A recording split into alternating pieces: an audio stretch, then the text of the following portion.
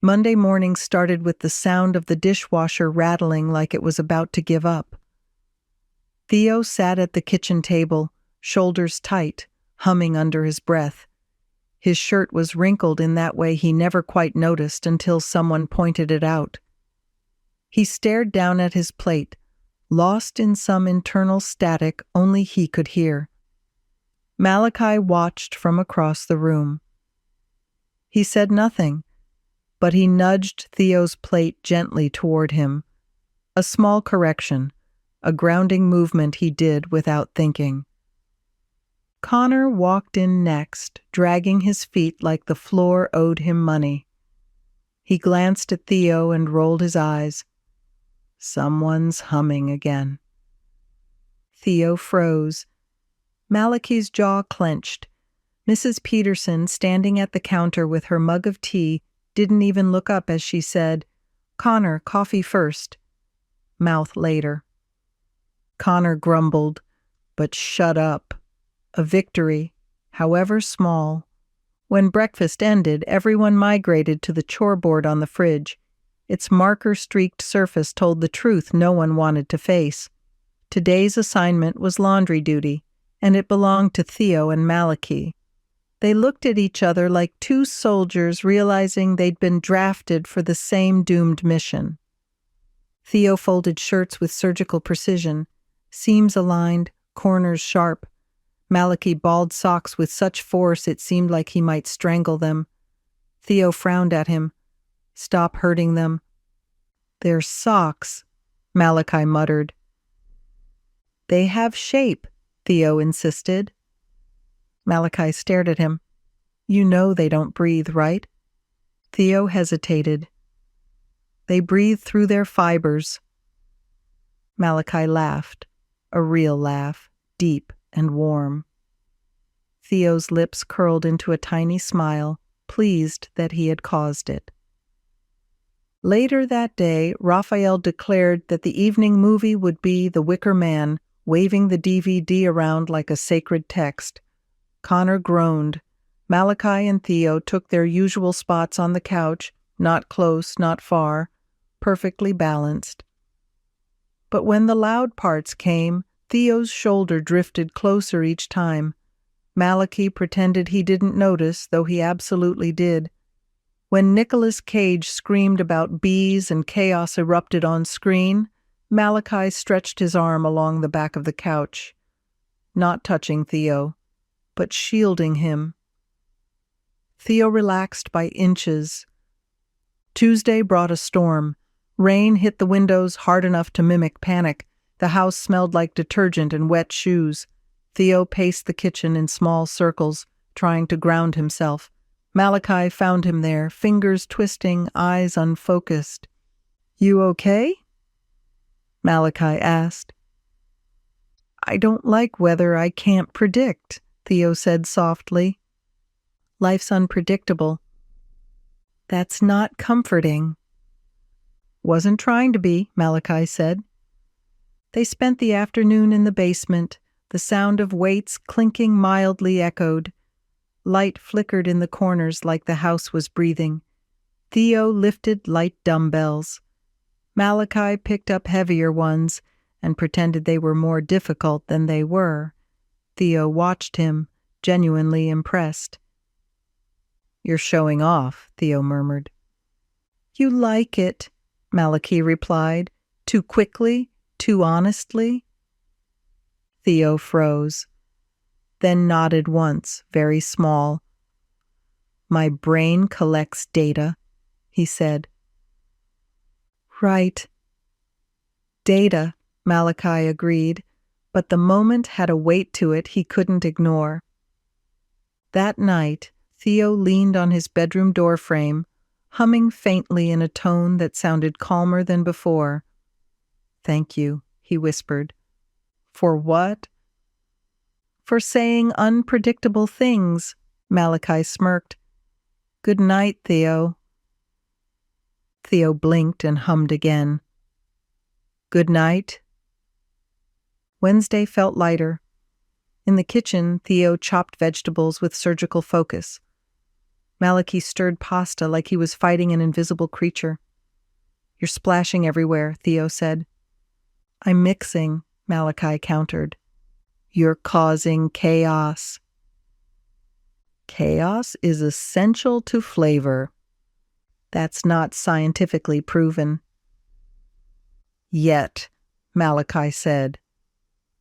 Connor walked in. "You two sound married."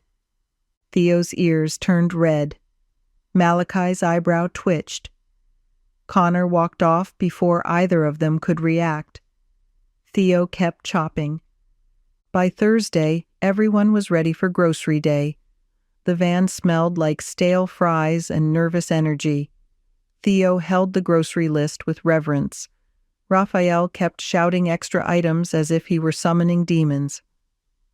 6 gallons of Pepsi, he shouted. "No," Mrs. Peterson said. 12 bags of popcorn. "No."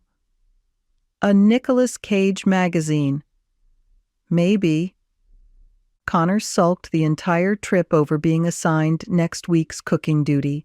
Malachi walked beside Theo through every aisle, staying slightly between him and the chaos of carts and chatter. In the pasta aisle, Malachi reached the top shelf for the box Theo couldn't reach. He handed it to him without comment.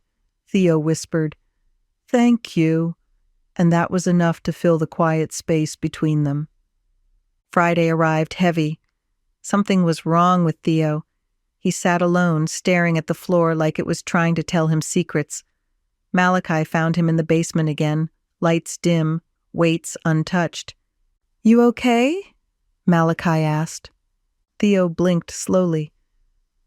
"I don't like when I don't feel like me." "How do you feel?" "Too loud on the inside." "Too messy. Like, my thoughts won't line up right." Malachi sat beside him, not touching, but close enough. "You're not broken," Malachi said. Theo's breath shook. "You always say bold things," he whispered. "Someone has to." Theo stared at the floor. "Do you ever feel like you're trying too hard not to scare people?" Malachi took a breath. "Yeah." Theo exhaled shakily. Their shoulders brushed just briefly, not enough to break rules, enough to mend something inside him. That night during the movie, Theo sat closer than usual. Their shoulders brushed again, this time intentionally. Malachi didn't pull away. Raphael fell asleep 8 minutes in. Connor stared at his flip phone in the dark, secretly texting someone he thought no one could identify.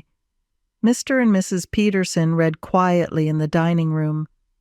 It felt like the whole house had decided to leave Theo and Malachi alone. "Thank you for earlier," Theo whispered. "Any time," Malachi said. A spark passed between them. Small, quiet, impossible not to notice. Saturday brought chores, raking leaves before winter swallowed them. Theo made clean, perfect lines. Malachi made chaotic spirals. Together the yard looked like 2 storms arguing. Raphael declared, "It's a metaphor." Mrs. Peterson requested they focus. Theo frowned at Malachi. "You're a storm cloud." "Compliment," Malachi said. Theo blinked. "Oh." By Sunday evening, the air felt calmer. Theo sat on the porch watching the pink sky fade. Malachi joined him without asking, and without needing to. They watched the fields stretch out and breathe under the setting sun. "You okay now?" Malachi asked. Theo thought about it. "Quieter?" he said. Malachi nodded. "Good." Theo turned to him. "Are you okay?" Malachi hesitated. No one usually asked him that. "Yeah," he said finally, "but it's easier when you're good." Theo hummed again. a soft, almost absent sound. But this time it felt warm, content, settled. Malachi leaned back against the porch railing, letting the quiet between them feel like something earned. The week had been messy, loud, unpredictable, exhausting, and yet somehow perfect in its own strange equilibrium. Theo felt like himself again. Malachi felt steadier just by being near him, and whatever spark simmered between them felt quietly undeniable. The sun dipped lower, the air cooled, the house behind them hummed softly, and for a few long minutes everything was still.